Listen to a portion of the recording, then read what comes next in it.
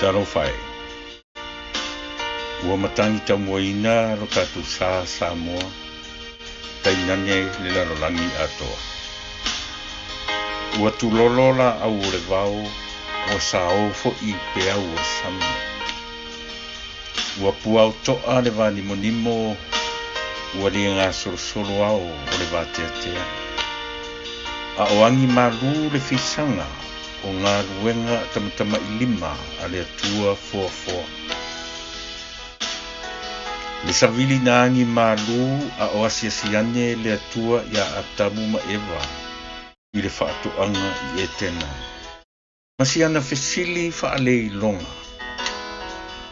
Atamu, o fea o iai oe. A o ai ua nei loa le fina ngalo o le atua. Po o le afoi ua toe fesili mai o ia.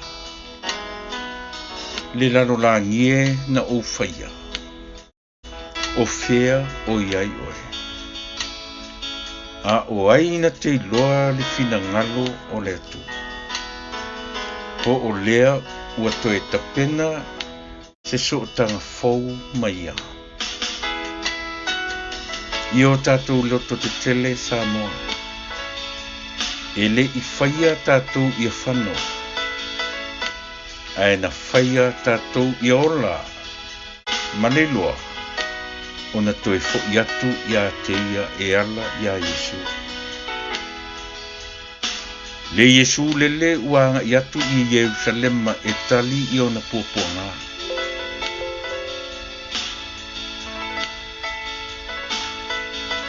O le Yesu fo I lea mātou te whaatalofa tuai Samoa I lona suafa manu malo.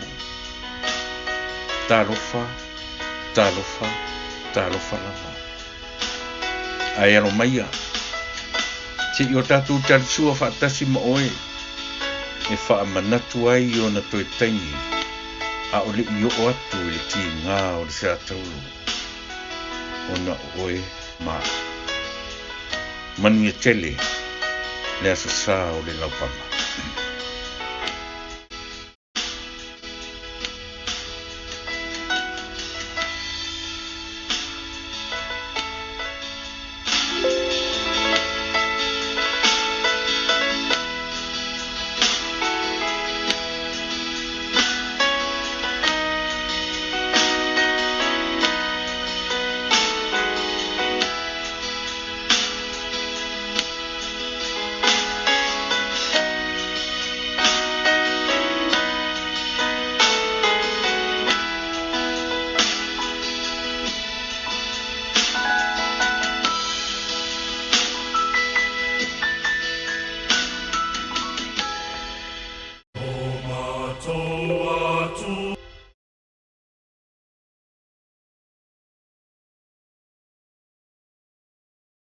Ole tapu ainga le suafa malu ole tua tolu tasi pa ia. Na te mā, le alo, ma le anganga sā. Sai le amatanga le upu. Sai le tua le upu. O le tua fo I le upu. Wa ufape lava o na arofa mai o le tua I le laulangi. O ia wina mai ailo na tele ipele e tua tasi. Na ia le whano se tasi e wha tua ia te ia. A ia maua le ola e wha babau. O matoa tua e lea lima mana, sila mai a mawhafofonga mai. O matoa tua e ole tolu tasi, o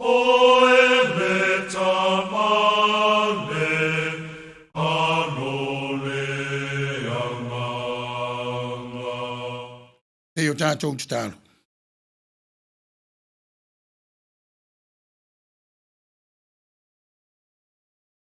O le tua e mamalu. O le tua e paia. Le mele mātou te sulai nai lo na mātango fie. I upo le whaafitai. Pa ne ina lo na mamalu ma lo na sirisigese. Ma wha manuina lo na matautia. Wa mātou saili atu I lau fio. I le mana o lo wanganga e fio ifo. Pa apta soina I mātou. Ina ia mawhai. Ona mātou iloa mo mo ni mau tinoa. Ue a wai whatasi mai mātou. E ala le nei sauninga. Wha monianga o le teknolosi e pei ona mātou iai. La mātou talo lea le ie. O foi nātou suafa manu malo lo o le pele mo lo mātou o le ifa olo Jesu Kiriso. Amen.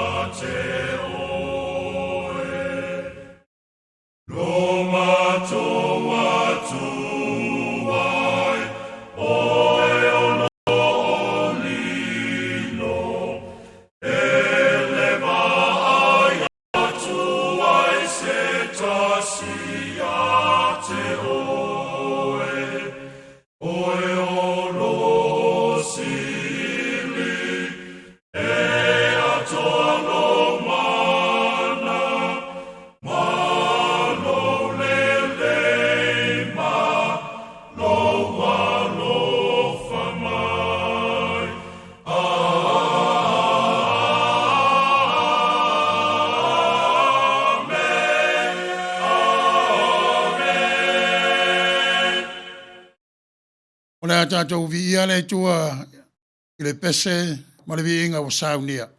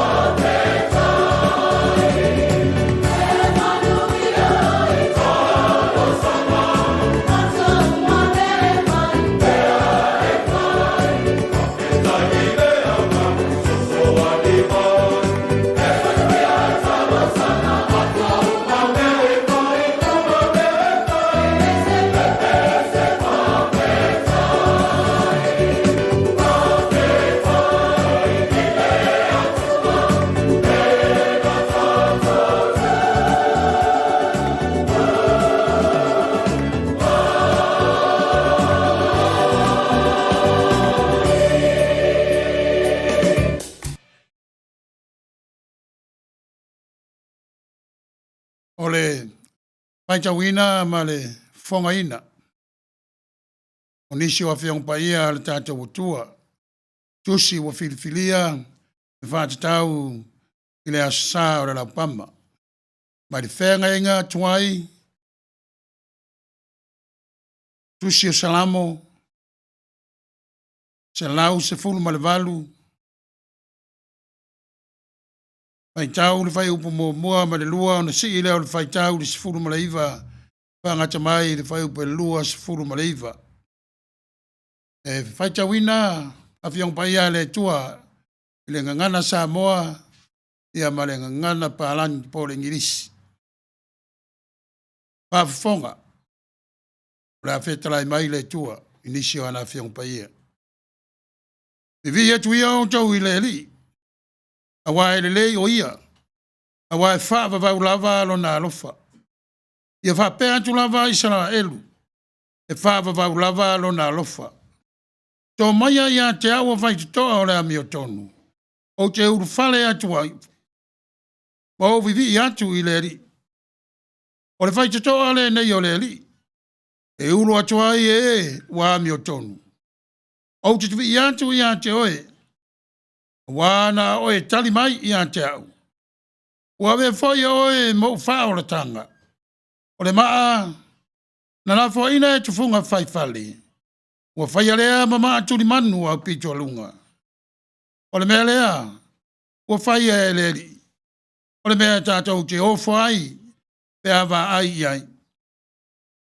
O le aso le nei ua whai e leri. Ia tātou ori ma fia i ai. Le ali ie. O te ai oi atu lava ia e whaola mai lava. O te ai oi atu. Le ali ie. Ia e whamanuia mai lava. Ia manuia le o maniu mai i le swafa o le li. Ma tau te whamanuia atu ia te o tau ai le whale o le li. O le atua o le li lea. Wana whamala malama mai ia te i tātou. Ina ia noa i mai al whatiwhaitauranga i o nifo o le whatiwhaitauranga. O e lava alo watua, o te vi atu i ate oe. O e lava alo watua, o te whane i ate oe. Vi atu ia o tau i le li, a wae le lei o ia, a wae whaava vau lava alo na alofa. From the New Revised Version of the Bible, hear the word of God. From Psalm 18, verses 1 to 2, and verses 19 to 29. Oh, give thanks to the Lord, for he is good. His steadfast love endures forever. Let Israel say, his steadfast love endures forever. Open to me the gates of righteousness, that I may enter through them and give thanks to the Lord. This is the gate of the Lord. The righteous shall enter through it. I thank you that you have answered me and have become my salvation. The stone that the builders rejected has become the chief cornerstone. This is the Lord's doing. It is marvelous in our eyes. This is the day that the Lord has made. Let us rejoice and be glad in it. Save us, we beseech you, O Lord.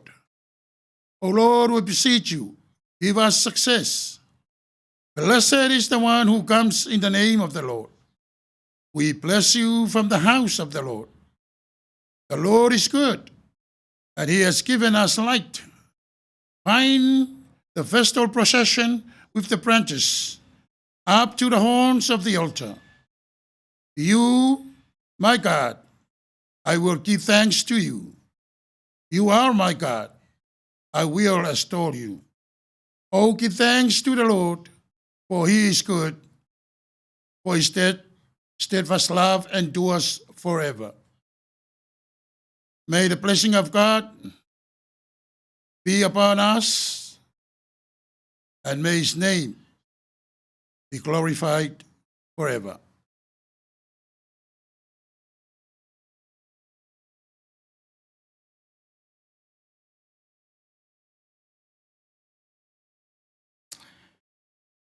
Mai le whenga fou.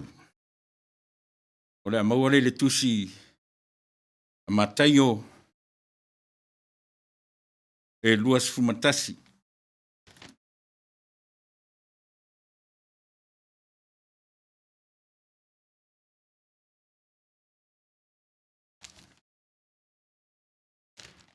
Mataio luas fumatasi, na ufaitawina mai i le whaimomua whangata mai i le fumatasi.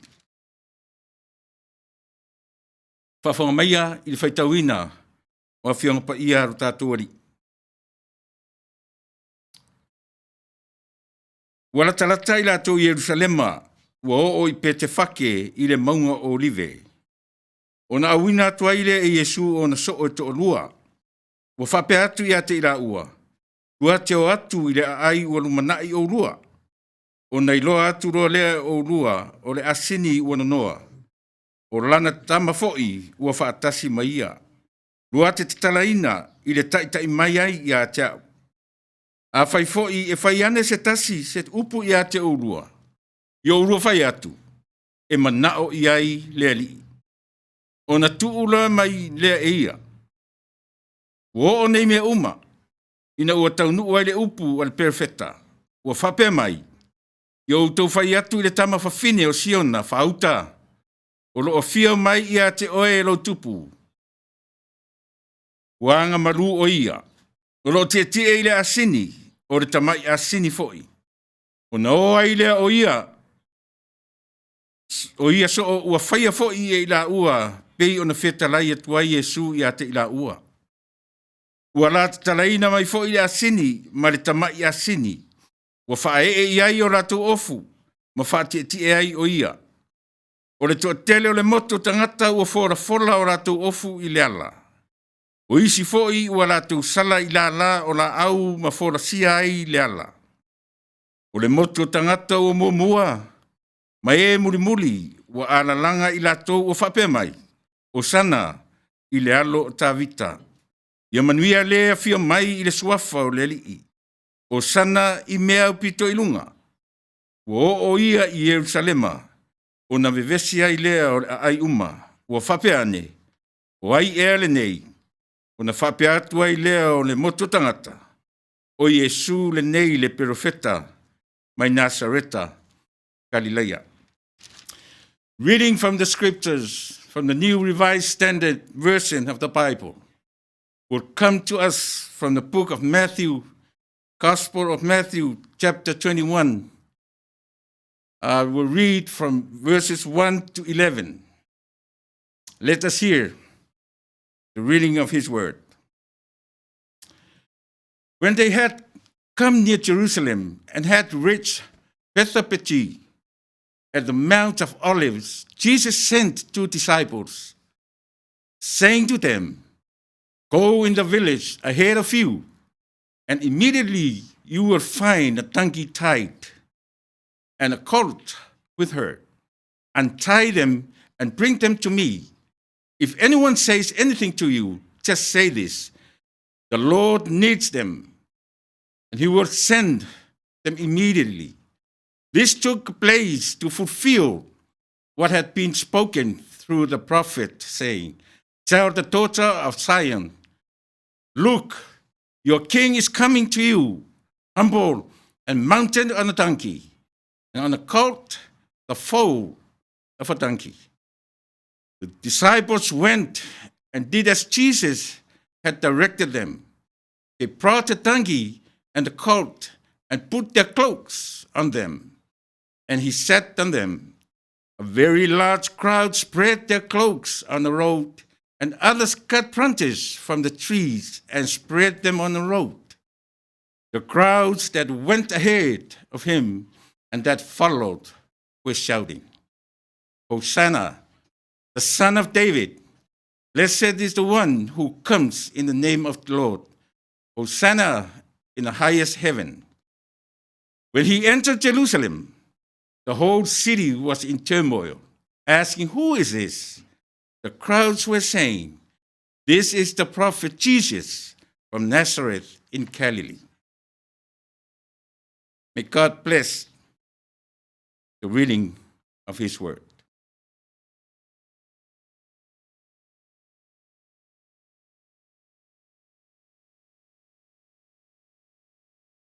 O le tautinonga wha apostolo po tautinonga wha tuatuanga. Tatu e kalisia wha kia siano. O wha tuatua i le atua tama o le eona le marosi umalawa. O le na whaia le langi ma le lalo langi. O wha tuatua fo'i ia Yesu Keriso lo na alo e toa tasi o lo tātou ali. O le na whanaua i le anganga pa ia. Na whanau mai ia Maria le taupou. O le na puapua ngatia i le pule Pontio Pilato, sa whaasataroina, sa maliu, sa tanumia, na oifo i se oli, o le aso tolu na toe tū mai ai na ie uoti. Na fioa i le langi, o lo ua nofo o ia i le tūtau matau o le atua tama, o le eona le marosi umalawa. O le ato e fio mai o ia e whaamasino i eola atoa mai uoti. O whaatuatua i le nganga pa ia, o whaatuatua i le karisia pa ia e au fiainu uma, i le male mafutanga male au pa ia, male whamangaloina o ngasala, male toe o la mai o le tino o le tangata, i le male ola e whaavavau lava. Amen.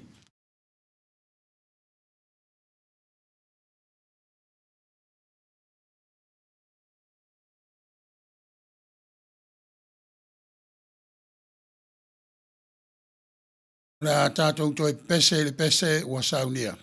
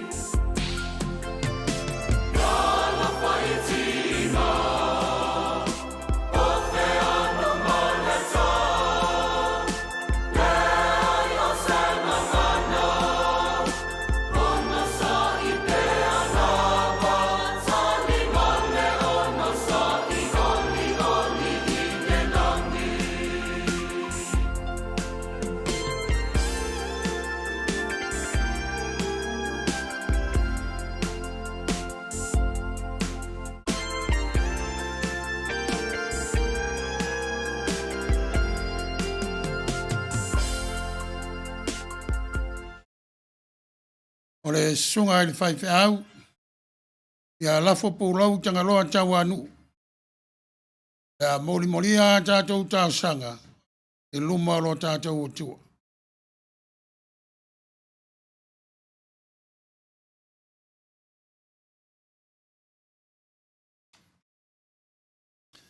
A tātou ifo matatalo.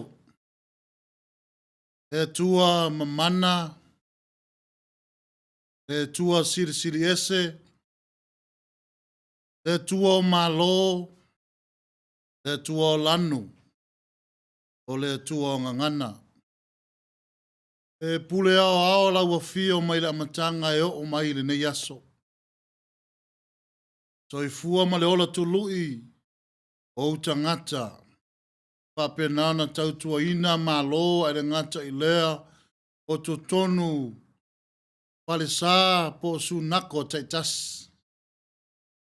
A mātou tū mato e tau lai la mātou va aile amatanga tama.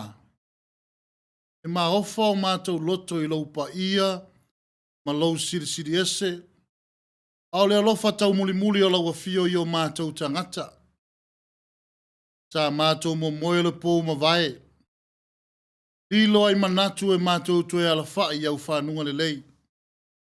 Ale nei wa mātou mori mawina lou matau tia, a o lou siri ese i o mātou tangata. Ma whai ona tue whangua i mātou, ma i o mātou muenga, ia le ngata i lele lau te lenga o lo mātou tangata nuu lau tele, i o lātou tau whaanga i le nei aso. Mātou vi ia lau afio, i mea o pito a lunga. O le manuia au lau fina ngalo lofa fo i lea. I tangata, lau a fio le atua o le amatanga. O le alefa ma le omeka. O le mua mua ma le muli muli. A o lau a fio fo i e tali manao i mea mātou te mana na o ai. Mātou whapeifo, whawhetai, i lau a lofa. O ai mātou ur tangata we e manatu ai. O ai fo i la tali o tangata we e manatu ai i mātou. Whawhetai le tau tele na e saunia. I le lua afe mo na tupu o tau sanga. Mātou wha manatu ina i le nei tae ao. Ao se manatu fo i whapenana mo moli i o mātou loto. Ao se nganga whaifo i ate i mātou. O ai. O ai lava le pala pala, o le lefu ma lefu e manatu ai. Mātou whawhetai le tua, i lau tau singa i soifua ma le ola, o mātou ta mātutua, mātina mātutua. O uso matua whawhine, lupe whaalele, alo watu nuko Samoa i lea whata whaitaulanga ma lea whata whaitaulanga. Whawhetai tele le tua, i lo wofa lofa i o mātou tangata. Ia isa tasi e mawhaia o na whaia le nei taulanga. Tasi ai afe. A o mātou mo onga mo lo mātou nganga whawhetai. Whawhetai tele le tua. Ona o lo walofa tu noa o mawhaia i ona maua le nei fsota inga malawa fio. A mātou tu ma mātou toe mafau fau. I le nei vai aso. A o anga atu lau fio i Jerusalema i lau malanga whaatupu. E ui lawa na te ala taimi ma aso ma vai. A e tatangia i o mātou talinga. E la ngona i o mātou loto. E tau tele ma mele leiwa e saunia. Mātou mafau fau a o anga i lau fio i lau malanga whaatupu i Jerusalema. Ina walata lata. Sa whapena ona tutulu ma lau fofonga. Mai whapeifo. Mai mau pe ana whaie i loa i la taule ne yaso. Me manui ai. Ai pe ta i ua lilo i ate i la tau. Ta mao le anganga fofola le nā i le ne yaso. Le anganga whawhetai le nā ia au wā. Fuafuanga. Ma le tautele sa e saunia. Aole nei whaiwai aso e whaipori tangata. Ua sau wae ala ua fi. Ua So mua I lau fio mātou puapua ngā. Ua anga atu I tūlanga e whapena o na mātou langona ai. Laupa ia ma lau sirisiri ese e ala I whaamama ino malu malu. Aua feta laila ua fio e te toele peti I aso o tue whaatu le aso e tolu. Le tua o e lava o le tua tali manao. O mātou watu te fu e lau sa tauro I le nei a fia nei tai au. O I mātou lava I la le mātou mafutanga. E pō nā, e mānumi numi, e te le fia sila sila I ai. O mātou watu mule nganga wha vau vau. Le loto mo momo ia, ma le loto nuti mo momo. Wha mā ngalo le I fonga lau. Mātou mana onga. E sila fia le tai tai o le sauninga I le nei.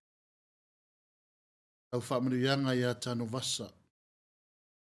Leo lo fai matai tai pe ta yulu to tono le nei ama ya po le nei vaenga o au fa manu yanga I lona tumua I se yo I lofi pa pe na fa u I lona fonga ya au al fonga ino la upu o la ini nganga Samoa pa manu ya fo I la fio yo la wala mai lo fina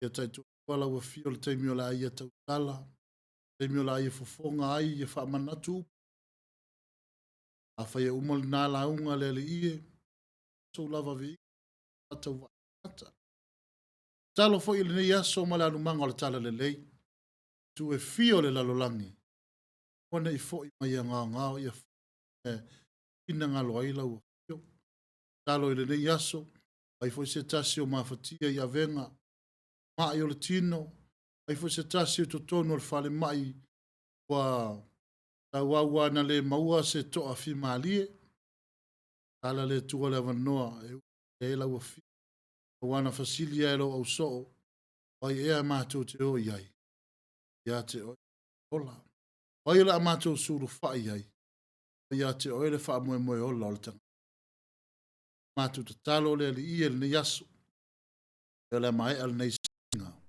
wa fu fu ngal tanga te le yaso o manuia I ma to tu sa ma lo e lua Samoa e ngata le ma o sa ifo e ko vana e ngata le pale mia le fainga malo e lo fangia le tu ia I lau wha manu ianga I lunga ia te tai te mana o lau a fio le atu no ai tai le ngā lofa te sida iso lava vi inga le nāla mātou te talo I le nei aso ia tu le vi inga oi whi u whaafonga fonga lunga le nei ala leo ia ia I lau mamalu malo sisi ese tonu maota malawa ia wale tapu tapu ai mātou tua ata foi leo ao sina sina to tonu maota malawa le nei aso ia lātou I toa lava lau a fio ato mana onga muli muli le ali ie e sila fia nei ngase ngase ata ma I ai soifua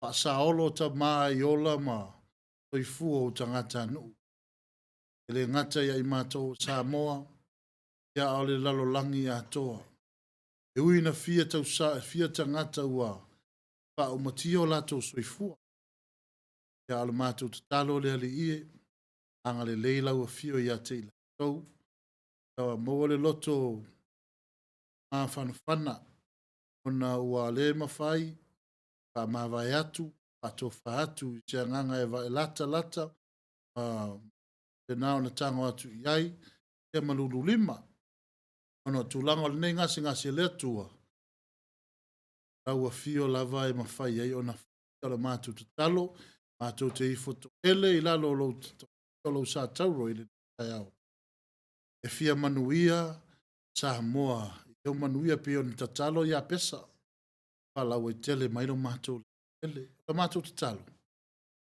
hey o atu pa vau ono Yesu lo mato li mo lo mato paula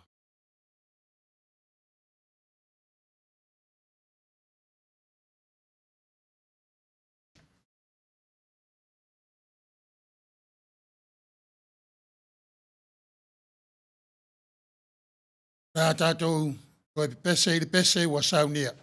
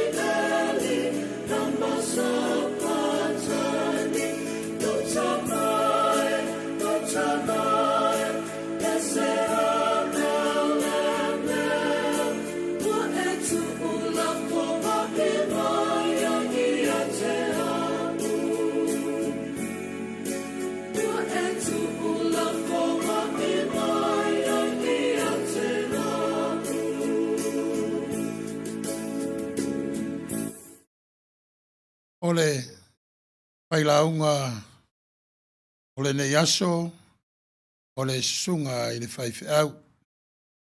A Pastor Pangalilo Samuelu ala popo, ua vao matawheo. Tina kalapu e winga i le soifua wala wina, o le uso au auna. Maua e ia le laisene, whaatino ai tiu te mawhaiwa whawhaifi au, tausanga ilua afes fulmontasi, ai le e ka le sia Nasareta. Ua afes fulmoleono, ia maua ai, te tasi, vaenga e tautua ai, le ka le sia ia na misiona i le lalolangi. Ua afes fulmono lava, ia na whaawina ai, o ia mai le aonga whawhaifi au, ale e ka le sia Nasareta. O le tausanga nei, sa wha moe moe, wha uelon tofi whaifi au, ia e panga lea, ua tatou iai nei tūlanga o le wha mai. Ia ua mafua ai, ona le taunu wha moe moe au le tatalo, mai e le tua le lau lau, wha tino ai mwha ato totofi, a wala na tautua, e ka le sia Nasareta i Wilmingtongi. E lea e sumaila usunga le whaifi au.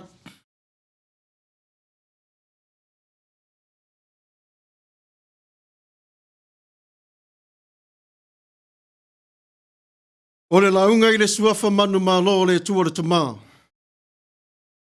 Le tua le alo ma le tua le ngangsa. Wa maua le matua o le launga i le tusi sa whai tawina. E vengalia matai o mata au pue lua se furu maritasi. Ai wa au whaunga ina le fwai upo iwa. Mara se fulu. E whapea. O le matua tangata ua mua mua. Mai ua muli muli, ua langa i la tau ua wha ape mai. O sana i le alo tā vita. Ia manuia le o afia mai i le suafa o le li.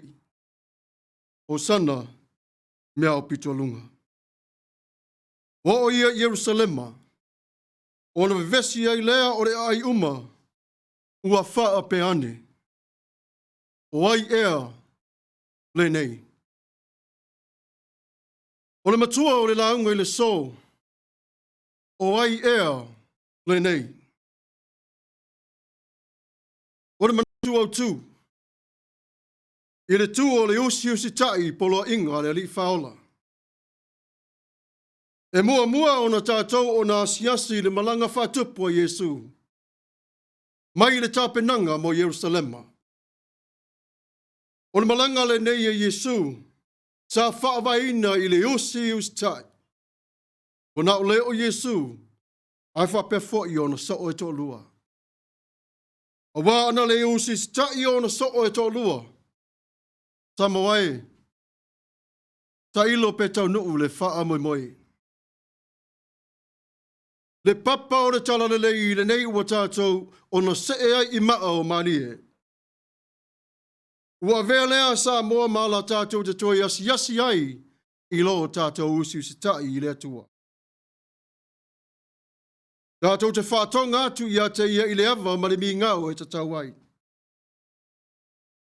Mo feta lai i Yesu i ona so. Mo ia ona tu ina atu i la ua i le a ai o lumanai. O lo i ai i le asini e manao i ai o le li. Te mea ina while mu o le tangata i usi tai. E pei ona tātou whālongo i ai i le tae au nei. Ua savavali ona ole usi tai. E pei ona whatalai Yesu. Ma ui e tui nā to fo i a te i la ua o le tali pe a whawhasilingia lo la ua wha moe moe. Ua manao i ai o le li. Ai se a ua manao ai o le li i le nei manu wha a tau wa. Ona o le manu e anga malu. O le manu e le tie ai o se tas. O lona fio mai i le manu o le file mu. e whaai loa tuai i Samoa, ma le lalolangi atoa o le anga malu. Ai ana whio mai Yesu, pei o se solo whanua, o le whailonga le nā, e tu tupu wai o taua. Wa tā pena ino i la ua, wa sila whia fo i la ua le anganga o Yesu i la le taimi. Wa la ua o na malanga whatasi, ma le upu whawhonga ina mai e le atua le tama i a te i la ua. O e lava tā pena i le nei i tūla. O e usi tai ea i le atua ma le poloa i a te oe. O e tau sisi ea i le wha maone. Vainga lua, o le wha moe moe. Na le i while mu le wha moe moe. E wheta ia i mawewesi ma pua punga. Na iai o manatu o tangata, ma tau te manao i se tupu. E ma losi e wha atau i lalo ina Roma. Ai ua whio mai o le tupu, i le asini o le anga malu. O nisi ua tali tonu i a Yesu, a uisi ua whia loa po o hai le nei tangata.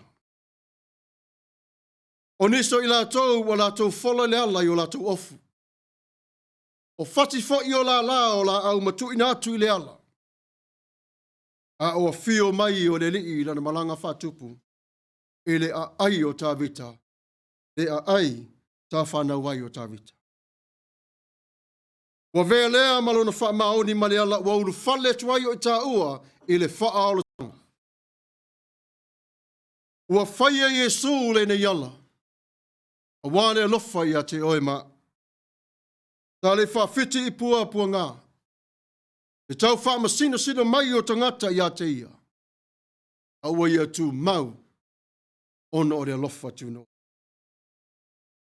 O ia ono savali le alofa tu noa, ia tau le wha moe moe. Samoa le nei ua tau nu. Le la au lea o le ola ma le sufu. O le malanga wha tupu o le file mu na sa ili iai i utaia. E nei ua fale i le so. Kei taiane o le whina ngalo o le tua, e le whai loto se tas. A ua whaia le nei e le tua, e tā pena iai o lo tā ua ola, pa o le tia. Le tātou whainga malanga ua whitai iai, le wha mai o le coronavirus. Samoa aua le vai ai o lo wha atuatua. Aua le vai ai o lo wha moe moe. Aua foi e te pala ai loto, pe fefe e foi o lo nganga tāpuai. O le whaia ina o le loto, o le vai e foi lea o lo file mu. Ma le wha atama ia o le wha atuatua. A ia tu maupea i le tua o le ana, le ola ma le manos. O le vaenga tolu. O whea lo tātau nu unga. O whea lo tātau nu unga. Tātau mate le tō tele o tangata, o ai le nei tangata. O nisi o tali atu, o Yesu le perfeta, mai Nasareta i Galileia. I le toi ono o aso, a o luma na i le sa tauro. Ua fio mai e i le fio o le oti. Tā pena i o ia o wāne whina ngalo le tua i Kalevaria. Pe mai fo le tusi e salamo i lana mori mau o le maa tuli manu. O le fisili. O le ale nei maa tuli manu. O le tali o Yesu Kiriso. O ia o le papa o le whaorotanga, o ia o le whawai. Le maa ua vea ma maa tuli manu e tau nuu umalawa i ai o a tātou nei whainga malanga. Ao e sa vali i le taritonu. Ao e sa vali i le taritonu. Pe mai tā te whi tau i whātasi le lava i le maa tuli manu. O lo o ia ona tā ofi ai o i tā ua. O le whailonga o le lofa. O whea fo i lava i le vasa e te tā liu i ai. Samoa ka te tāliu lava i le vasa tas. O whea fo ne whea luanu wai o lo tā ua wha atua tua. Samoa ka te wha atua tua lava ia Yesu. O le ale tā ua o le so. A tonu wale e o sa lau pama i lau lima. O se ofu fai a te oe. Ai a pia tala lo lo wola e tu watu i le awala. Tu watu lo wanganga. O lau manos. O lau tariton. O lau faa moe moe. E faa fio ne ai. Ia lo li pele. O le atua soifua. Aua ta uana na nofu. Ono fi tae to tupu mai i te tonu o le olanga nei. Mana tua le tua soifua o sila pe lava e wha vavau lava. I le ale winga o le alofa tu noa. Bola mai o i ta ua. O mai e o ngā ruenga le tua i le nā teimi. Le nei ua wha ua wina o la ta ua sa valinga. I le ola e wha vavau. Ia wha manu e mai o le tua. E le upore nei tu la fiafi. Ia sao maunu iau laua mau la la whanga. Ai maise lo loto fuataina. Honor suafo Yesu Kiriso. Amen.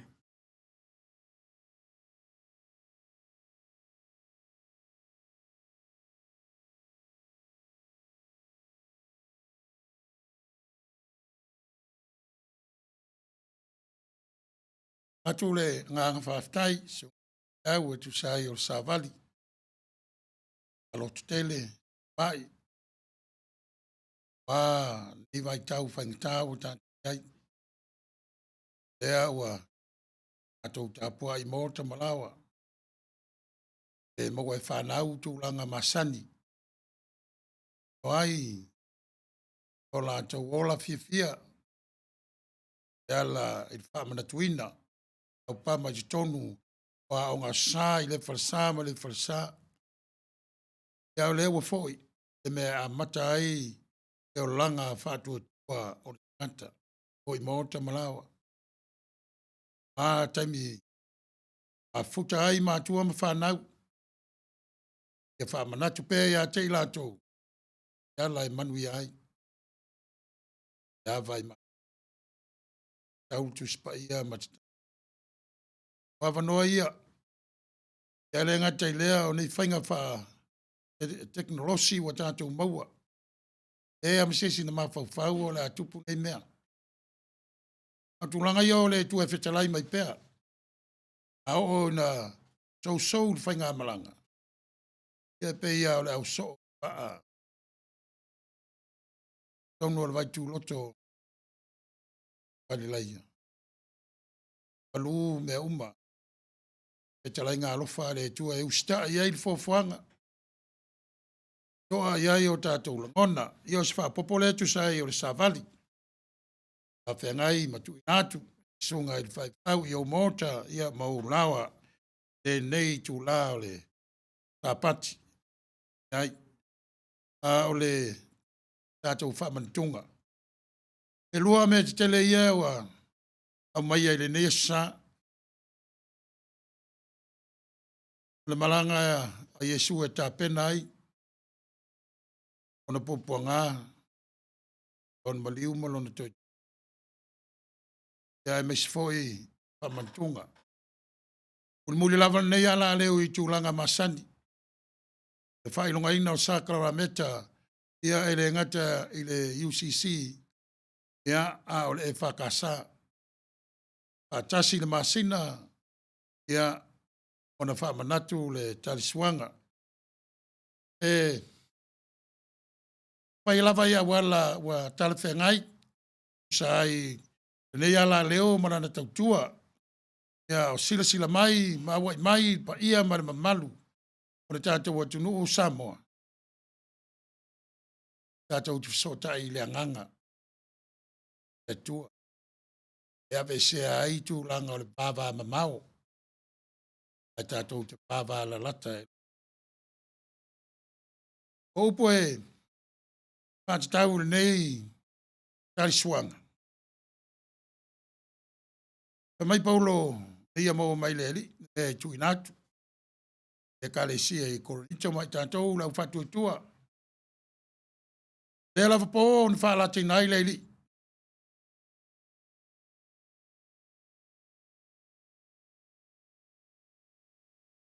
E tango ai la reto ma si o la to luma ma tofi ma fetalai. O lo tino le nei, tofi fai msui. O tau. O ma re talo. Si e Yesu le ipu o la to luma ma fetalai. Le ipu le nei o le fenging fou. Pai lona toto. E mi o mata tau te poto ai e vangai ale nei la ai. Tātou te mana tua ai pēr.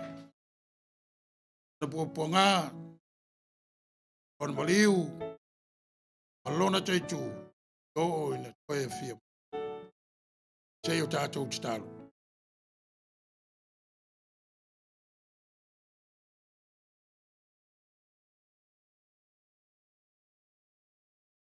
Nanga pe iae, a fia maia. Pa mawhanwhana i o mātou loto, o e whetalai mai. Nei a mātou roi mana mauti noa, o e au whatasi mai mātou. Mawailo mātou malosi, a tu mawailo vi inga e whāwawau. O la mātou te talo lea. E ofo inatu.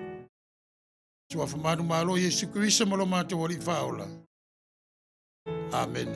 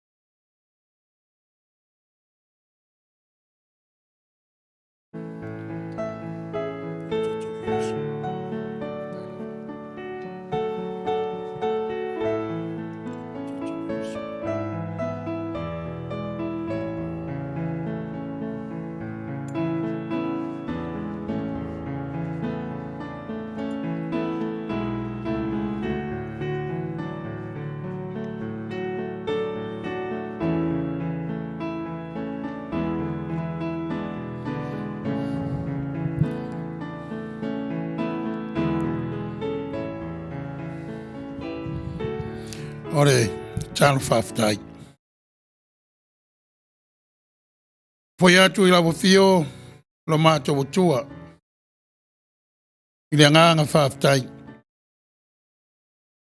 Ona wau mea lofa, we fo I mai ala, I la wale pelo Jesu Kiriso a lo mātou whaola. Ave ai lona toto, ma lona tino. E wha manatu mai a te I mātou lo walofa malo wanga le le mawai. Tau mau, le nganga whaafitai lau whio. Whamanatu mai a te mātou le tā ua. O le whatinoina. O le nei sauninga i awala wa mwhai. O na mātou whai ai. I le nganga ma le whaoni. I tu mauro marosi. I lunga i a te mātou. Fua i maila wanga le lei. Taitaina i mātou. Le mana lava o lo wanganga, le mafutanga e tu mau. E whaapapau lava. Amen. O le a tātou pese i le pese o saunia.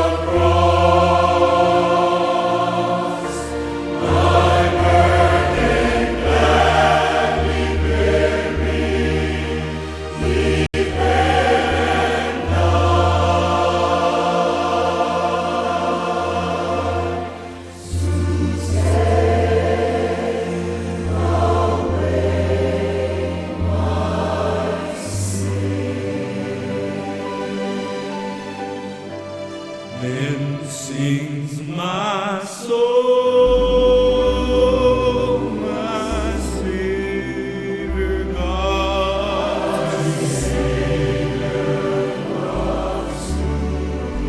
How great thou art.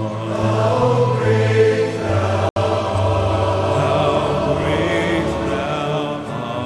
How great thou art. Then sings my soul, my Savior God to thee. How great thou art.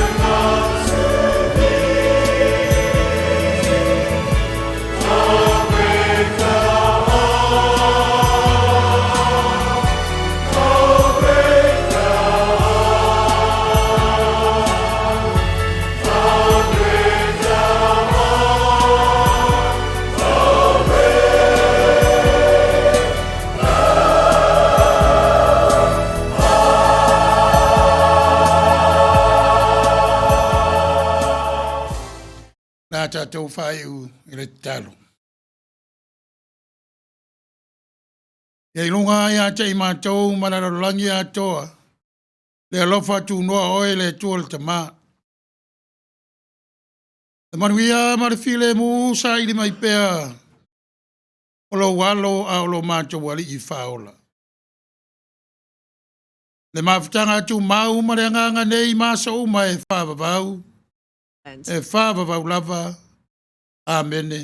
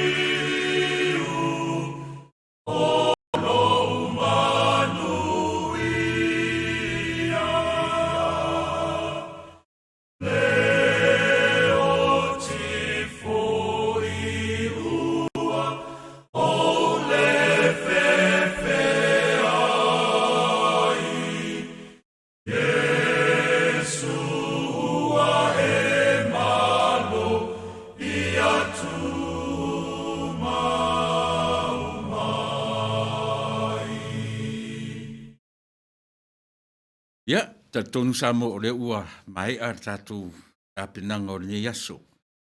Ua au sila fia le lalulangi atoa te inane ia Samoa i so se tafa i o le aso lava nei e whaapitoa le ngata o le whaamanatuina o le lofa tu noa o le atua a o le tātou iai le aso le laupama a o lumanai ia le maliu man toitu o le tātou o lii.